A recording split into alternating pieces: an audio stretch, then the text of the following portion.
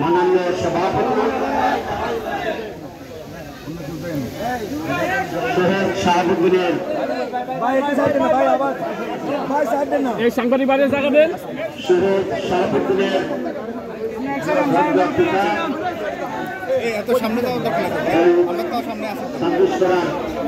সংগ্রামী গ্রামবাসী সম্মানিত উপস্থিতি, আসসালামু আলাইকুম ওয়া রাহমাতুল্লাহি ওয়া বারাকাতুহু।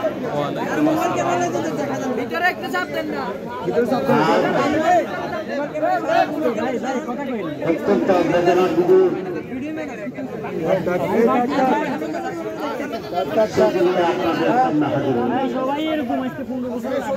আমি 16 বছর পরে এই সমাবেশ করায়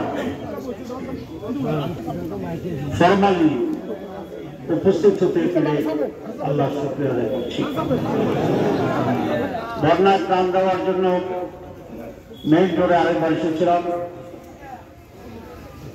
16টি বছর আমি কেন আসতে পারিনি, এই ব্যাখ্যা দিয়ে আপনাদের জন্য প্রয়োজন আছে? শুধু শাহাবুদ্দিনকেই আজকে মিস করছিলাম।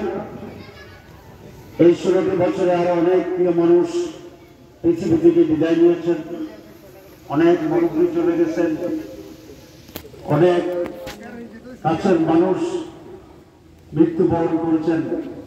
প্রতিদিনই খবর পেতাম, চোখের পানি পড়ত, হৃদয়ে রক্তক্ষরণ হতো, কিন্তু জানাজা আসতে পারতাম না।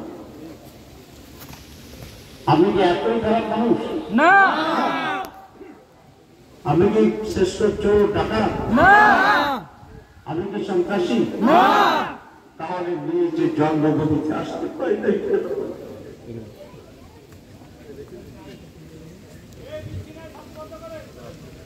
কেন শাহাবুদ্দিনের জানাজা?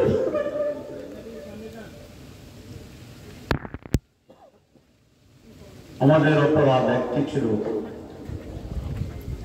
কোরআনে যে কথা বলা হয়েছে, ওয়ামা নাকামু মিনহুম ইল্লা আইয়ুমিনু বিল্লাহিল আযীজিল হাকীম। আমাদের অপরাধ ছিল আমরা সে আল্লাহ মহান শক্তিশালী আল্লাহর উপরে ঈমান এনেছিলাম। আল্লাহর উপরে ঈমান আনা কি অপরাধ হতে পারে? যারা আগুন দেওয়া যাবে না, আমরা পারতাম কিনা? আজকে পারি কিনা? আমরা সেটা করবো না। 14 গ্রামে আল্লাহ যদি আমাদের বাঁচায় মেহরবানি করে, আমাদের উপর দায়িত্ব আসে, কোন খুনের ঘটনা ইনশাআল্লাহ ঘটবে না। ইনশাআল্লাহ খুনের বদলা আমরা খুন করে নেব না।